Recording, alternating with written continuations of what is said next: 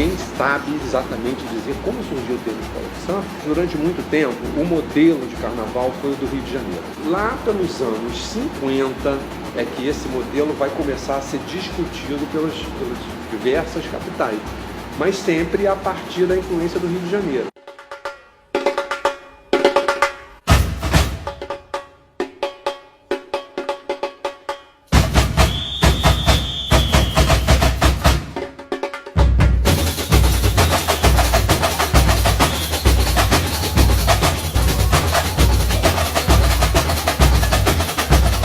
Tive a oportunidade de participar de um seminário organizado pelo Centro, né, de referência, e lá eu pude ver que as escolas de samba que existem nas outras capitais, embora tenham surgido com um modelo carioca, elas têm a sua identidade, como exatamente você está falando, né?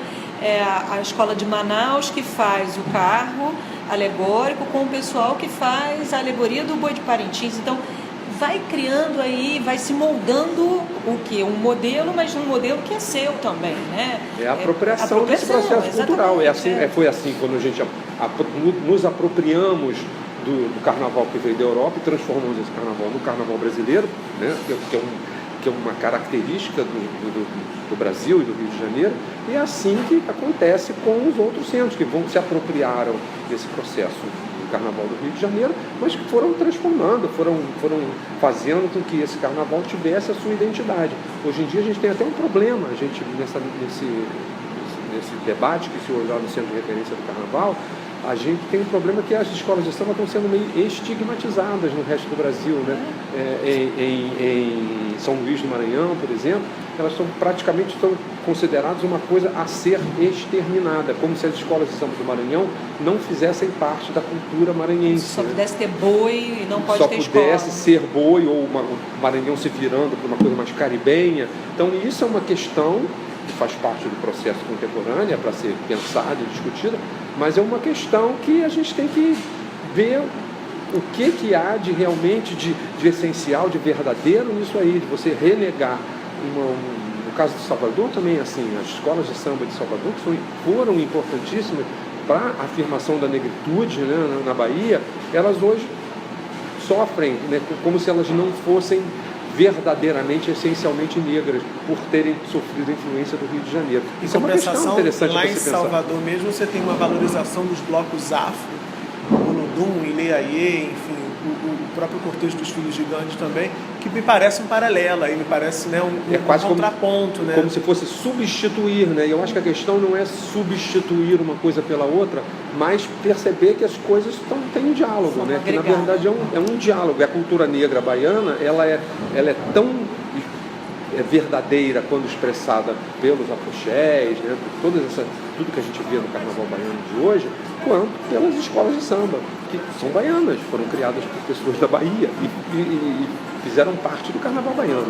Na Bahia, alforria das feiras tradição, mães de santo, mães do samba, pede proteção, e nesse canto de fé, Salgueiro traz o axé e faz a louvação.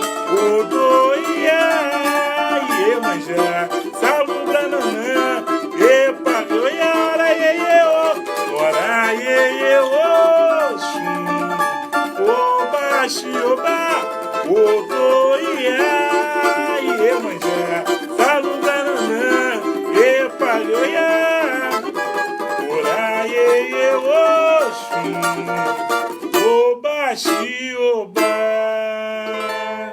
Tem uma coisa que me chama muita atenção no Rio de Janeiro, assim, você tem escolas de samba com histórias riquíssimas, né? Com personalidades riquíssimas, músicos, ritmistas, compositores, pessoas que estão ali nas próprias regiões, e muitas vezes as crianças que estudam nas escolas formais frequentam as escolas de samba, mas nunca houve essa relação, né, Murilo? De assim, você sabe que em Padre Miguel teve um mestre André, mas a criança que estuda na escola de Padre Miguel nunca ouviu falar de mestre André. Assim, de que forma a gente fica pensando muito, né, que esse diálogo podia ser muito bacana, ser muito produtivo, ser muito frutífero, mas ele não acontece, né? Como é que você acha que isso pode acontecer, né? É claro que eu imagino que você acha que isso possa ser uma relação, que é uma relação possível. Mas de que maneira você acha que a escola formal pode se encantar pela escola de samba, assim como a gente aqui é completamente encantado por essa cultura? Sobretudo quando há um consenso, e há um consenso de que as escolas precisam abrir os muros, né? Olhar para além dos muros. Isso é uma frase que a gente mais ouve, precisa olhar para além dos muros, mas muitas vezes isso fica só na frase. Eu né? acho que depende muito do educador. Né? Acho que depende muito do professor para que ele tenha um olhar capaz de perceber que tem o seu programa, ele tem que seguir um programa para a sala de aula, obviamente.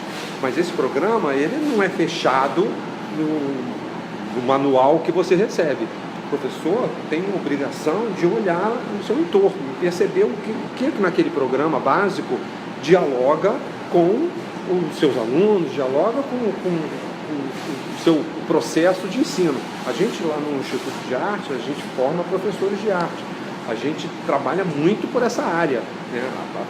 Nós damos muita força ao que a gente chama de cultura popular, né? Na disciplina chamada Arte e Antropologia, que é fazer com que o professor não se baseie somente nos programas tradicionais, na estrutura tradicional de pensamento, e comece a olhar para o torno de si, para o popular, né? para o que as pessoas estão fazendo. Ali também você pode trazer nesse espaço desse popular elementos para você ensinar.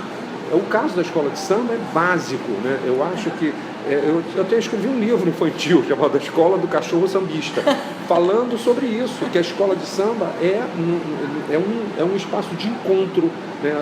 É um cachorrinho contando a história de uma escola de samba para a criança entender que a escola de samba é um lugar onde se reúnem pessoas, é isso que é uma escola de samba. Reúnem pessoas com conhecimentos diferentes, com sabedorias diferentes, e lá você vai aprender coisas. Claro que não está falado desse jeito assim, né, careta? Está falado de um jeito engraçado, mas lá você vai aprender coisas. A menina olha para a passista e aprende a sambar. Ou a menina, para não ficar essa coisa sexista, a mesma menina olha para o compositor e aprende a fazer samba, né? Por exemplo. É uma forma de aprendizado, uma forma de aprendizado da cidadania, uma forma de aprendizado da cultura, do que nós temos. Então, e é um saber que deve ser tão valorizado quanto a menina que olha para a bailarina e aprende, e tem desejo de aprender balé. Até porque as escolas de samba, as passistas hoje olham para a bailarina e olham e dançam a sua dança de passista. Elas não fazem o balé clássico, mas fazem um balé que é tão importante quanto o balé clássico. É uma porta-bandeira, é a dança de uma porta-bandeira, que parece muito simples, as grandes bailarinas já falaram sobre isso, né? Ana Botafogo, já estive com ela no carnaval e ela já falou sobre isso.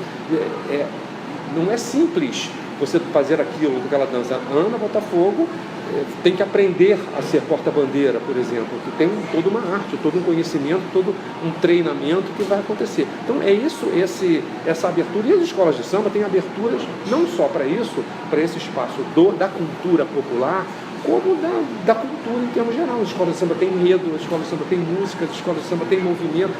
Você pode aproveitar tudo que a escola de samba tem a oferecer para falar sobre muita coisa: história, geografia, matemática, sociologia, psicologia, seja lá o que for, elementos que você pode tirar de uma escola de samba e que são muito lúdicos para a criança. Isso é uma coisa própria é uma coisa que você faz se fantasiando, é uma coisa que você faz cantando, traduzir um enredo em música. Isso é a própria essência da literatura, por exemplo, né? Em música, em letra e música, que eu quero dizer, né? Por exemplo. Tá certo, Felipe. Tomara que as escolas se inspirem, que os professores que acompanharam essa série aqui do Bora também se inspirem. A gente agradece você por ter topado conversar com a gente sobre Carnaval e Educação. Muito obrigado. Muito obrigada, Felipe, por ter vindo. Tomara que se inspirem. Vamos lá, e todo mundo, e que o Carnaval continue inspirando as pessoas. Vamos fazer mais Carnaval, né? Vamos fazer mais Carnaval, porque além de ser tem um valor cultural, tem todo esse valor da alegria, de espontaneidade, que é sempre bom. Tá certo. Obrigada. Valeu.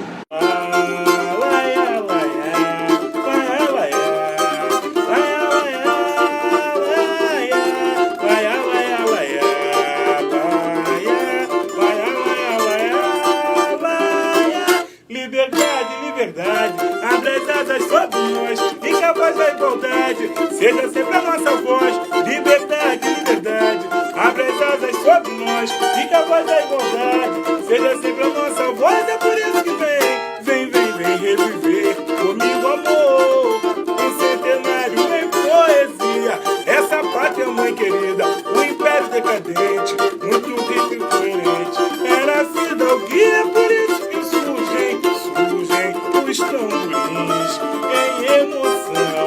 A bateria vem no pique da canção e a nobreza feito luxo do salão vem viver o sonho que sonhei.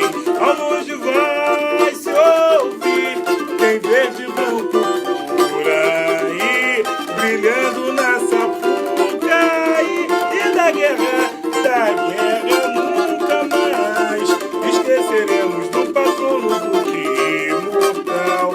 A imigração floril de futuro Brasil, a música, o encanto e o povo canta assim. E a princesa Paraíba, bela heroína, que assinou a lei divina, negro dançou, comemorou o fim da sina. Na noite 15 reluzente, com a bravura finalmente, o marechal que proclamou foi presidente. Liberdade, liberdade, abra as asas sobre nós e que a voz da igualdade